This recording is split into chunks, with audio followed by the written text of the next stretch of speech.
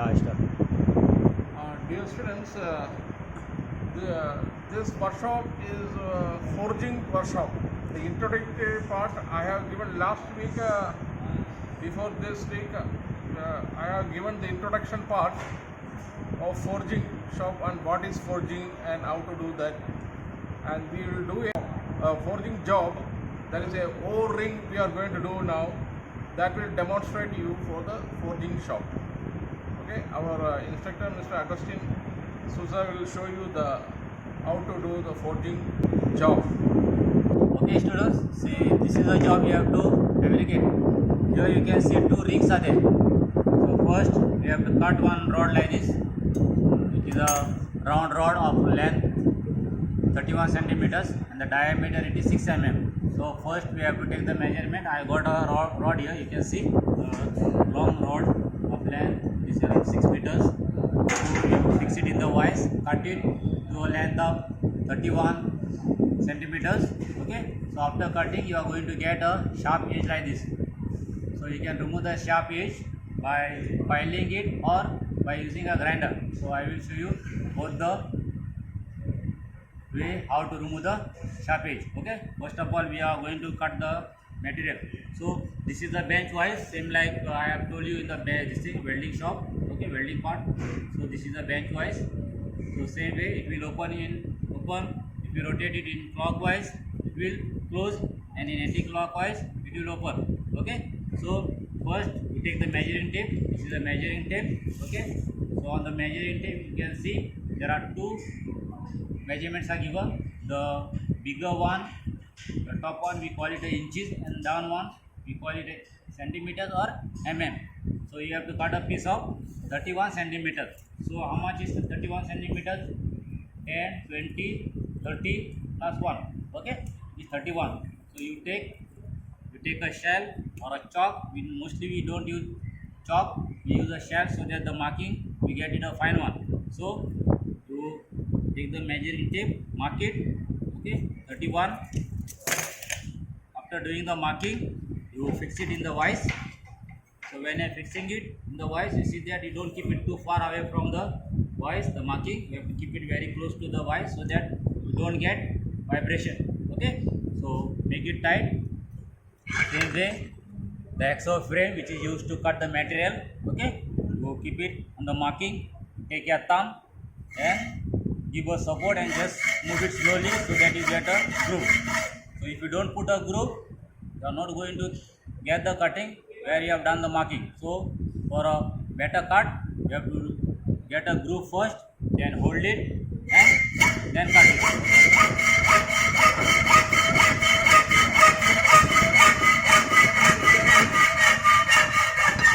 Okay, so after cutting, take a piece, remove the longer one, then you can see it is having a sharp edge. Okay, so if you don't do the grinding, there are chances of getting a cut here because you have to hold the rod in your hand. So you can put it in the vise. Okay, keep it closer to the vise. You take the file which is called a rough file. Okay, you have to hold it to the handle, one hand here, and slowly file it and remove the burr. Okay, so this is manually, and the other way you can do the grinding. So if you want to do the grinding, you can use the pedestal grinder. It is having two wheels. One is fine one and one is a rough one. Same way it is having here the support is given, or the rest piece we call it. So when you are doing the grinding, we can't hold it like this and do the grinding. You have to rest it on the piece and then do the grinding. Before that you have to put it on. It is having on-off switch. 1 minute. Students, you can see on the wall it is one. This is given wear safety goggles, because while grinding the chances of chip is flying away to your eyes. So whenever doing this grinding works or turning works, you have to wear the safety goggles. The safety goggles will be like this. You have to wear like this, or safety face shield. Okay. Okay, so after wearing those things, if you want, you can wear hand gloves also, but it is not necessary. It is a very little job. If you are doing a big grinding something, a big piece, you can wear everything. But for this, if you want you can wear it. Okay, before that you put it on. So it is having one switch here, it is written on and off. So you have to just turn it. So the grinder it is started turning. So after making it on, you have to wait for some time so that it takes its speed. Once it is to the full RPM, then you have to do the grinding. Okay. So one side I have done the filing. By using the filing, I have removed the burr. The other side it is remaining. So how you have to do? You have to hold with both the hands. Okay. Not with one hand. You have to hold it. Hold both hands. Rest it on the rest piece. Okay. Then drag it. Touch slowly. Okay. Then just turn it. Okay. See. I have removed the sharp edges. So you have to touch the wheel and slowly you have to turn. It will grind and become like this. Okay.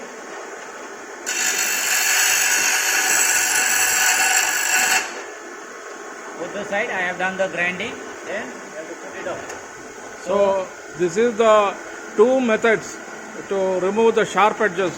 First one was by filing with the file, and this is the second one by doing with the grinder. Okay. So grinder, after putting it off, it will not go immediately off. It will take its own time, but you have to put it off. It will go slowly. So these are the two blocks are there, which is called a switch block and the anvil. So you have to keep the job on the thing, or switch block or anvil, and you have to finish the job. You have to make a ring like this. So here we got one hammer. There are different types of hammers, but This is called ball pin hammer. Okay. So why it is called ball pin hammer? The size is half kg, I think, 500 grams. 500 grams. Okay. The weight it is half a kg, and you can see one side it is flat and one side it is like a ball. That's why this hammer it is called a ball pin hammer. There are different types of hammers. Okay. There are different pins are there.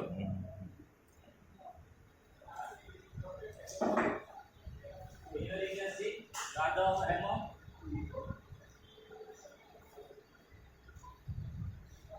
Okay, I'm just showing you the different types of hammer, but you are not going to use it.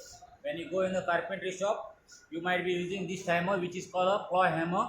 So you can see this hammer. One side it is having a claw here, it is like this, and it is having a handle. Okay, and one side it is flat. So both the sides it is having their own work. The other one, the hammer it is very big. We call it a sledgehammer. It is mostly used for the blacksmithy purpose. The people are working with hot forging. So once the job it you have to put it in the furnace. Okay. So you have to. Where we required heavy impact force, we required this type of hammer. You have to You have to hit the metal to a certain temperature and then hammer it and give the desired shape. Okay. So this you are not going to use, but you have to use this hammer.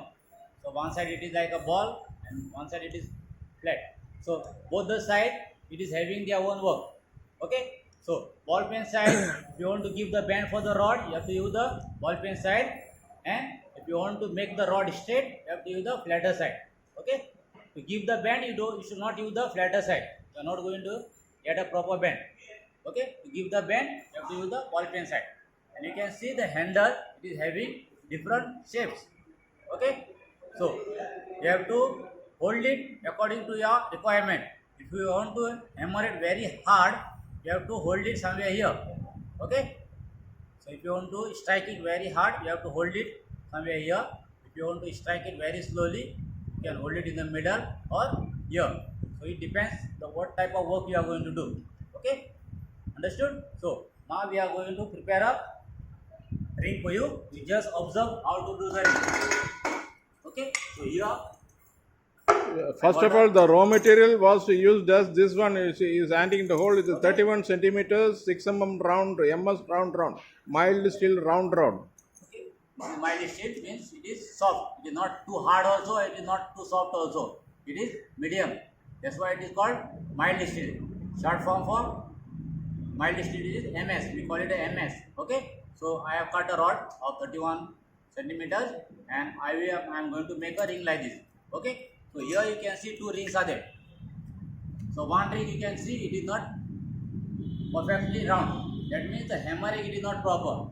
And if you see the other one, it is perfectly round. So the job should be like this, and you can see the ends. Both the ends will come and touch, and there is no gap here. So you have to hammer it properly, okay, and do the job. Before that, you have to take care of yourself. Okay, it is for me it is no problem, but you people being new, it is you are going to feel it difficult. So this is a switch block anvil. Okay, it is having two holes here, and here it is plate. So how we are going to do? You have to rest the piece in the middle of the hole. Okay, so you can see the hole, no? Here there is one hole and another hole. Okay, so you have to rest it in the center of the hole, and the rod should touch both the sides. Don't keep it like this and hammer. If you are going to hammer it like this, what will happen? All the pressure of the hammer it will come on your finger. So that's why you have to touch the rod here and here. You see, it is touching both the sides, and you have to start from the beginning. I can't start from here. Okay, so I have to start hammering from the beginning. Okay, I will start. See, hold it tight. You start from the beginning. Come in the center. Okay, stop.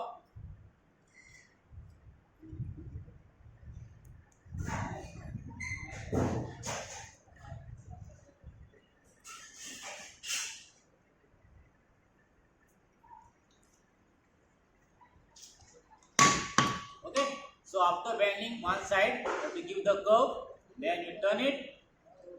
You have to bend the other side also. Okay, keep it in the center. But when you hammer in the other side, you see that you keep it straight. Don't keep it like this, neither in this position. Okay, you have to keep it straight and bend the other side also.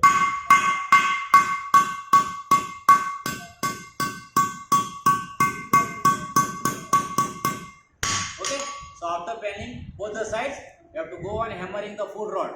Okay, and when you are hammering, you should not leave any space in the middle.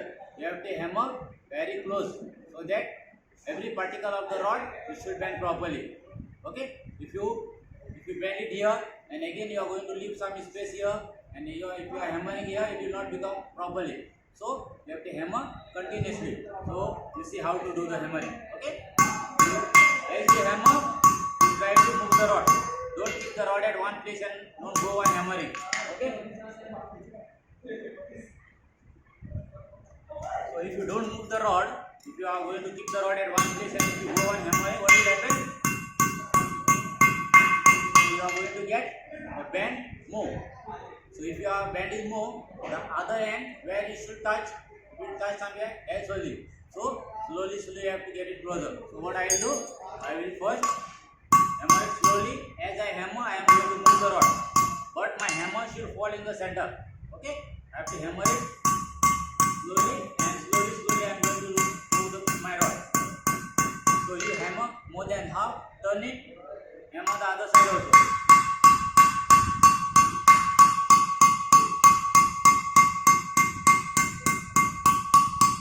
Okay? See, one round it is completed. Then again you turn, hammer the remaining part.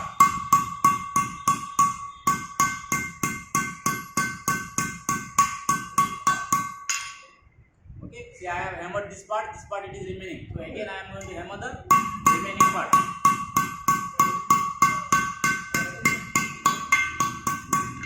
Okay, so what I have done, I have taken one full complete round.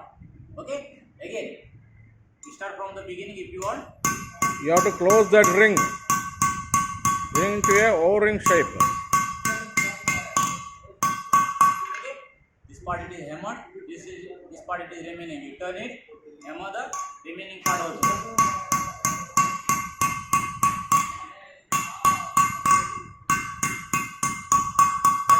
Okay, to get the ends closer, what you have to do? You have to hammer inside only. You can't keep it like this and hammer. If you are going to hammer from top, it will lose its shape. It will not become round. Okay, to get the ends closer, you have to hammer inside only. If you hammer from top, it will become like this. So it is not perfectly round. Okay, so again, hammer in the middle.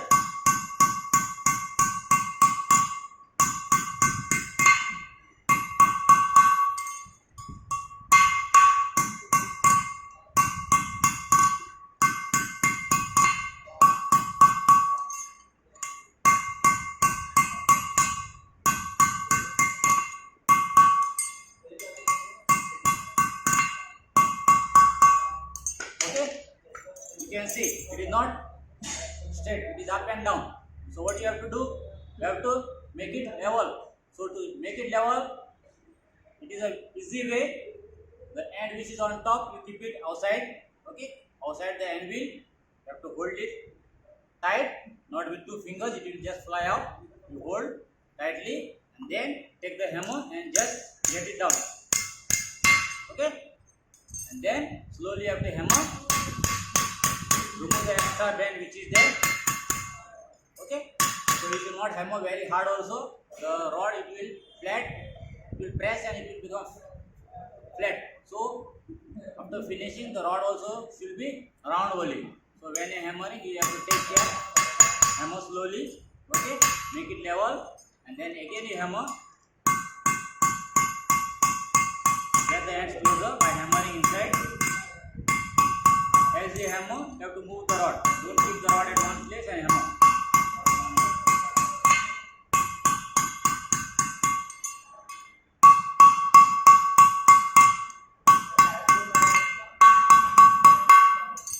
Again, if you want to take it down, just take it, hammer it, make it level, remove the bend.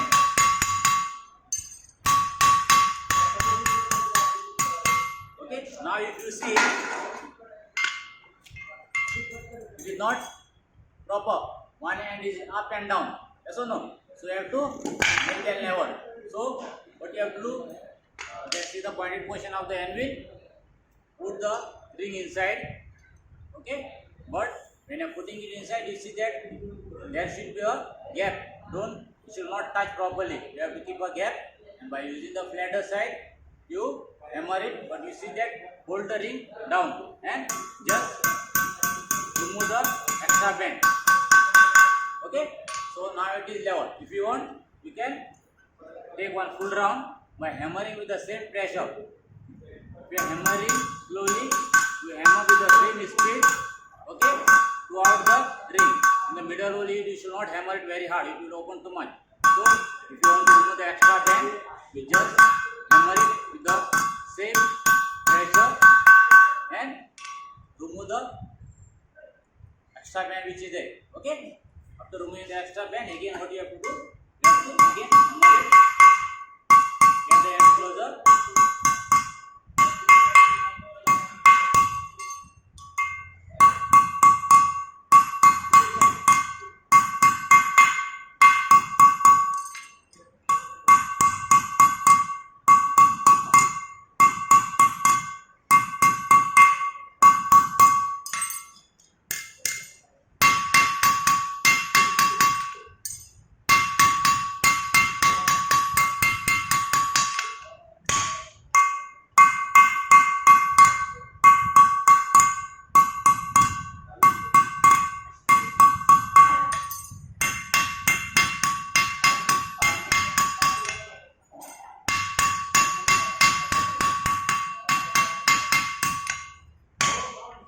So when you hammer in this way, when you are keeping it on a level surface, and when you are hammering, you have to take care. You should not hammer your finger. You have to hold it at the sideways and hammer it and remove the bend.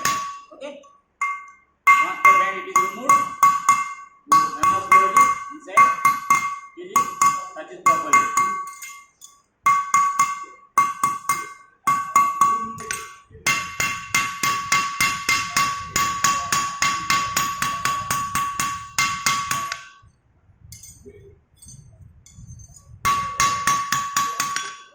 Then you have to see if it is proper, it is finished. Otherwise, it is having little bit bend.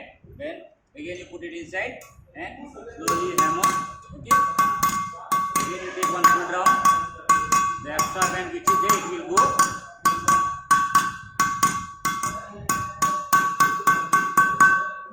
Again you touch. Take one round.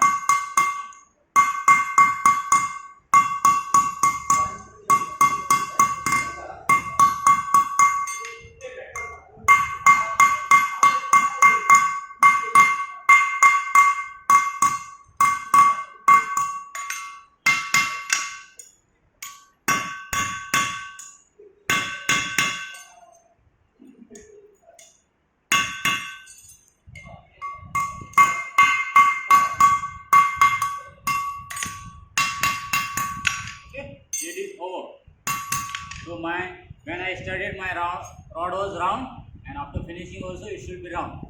Okay, so this is your This is the final job of final O-ring. job in smithy. So after keeping it on the anvil, it should not move too much. Okay, you have to remove the extra band by hammering it. That is, remove the extra band. You see, okay, both the ends are closed. They have to touch properly. If there is a gap, again hammer in the middle, touch it, and this is your final job. Okay, and you have to do the submission. These are the job done by method of forging. This is called forging. Forging or smithy it is called. Huh? Smithy. This It job is- is done this without is- hitting it, putting in the fire. That means this is cold forging only. Forging. Cold forging. By hot forging means you have to heat it and hammer the material. So that will be old forging. That will show, the examples will show later. Okay. Okay then. Bye.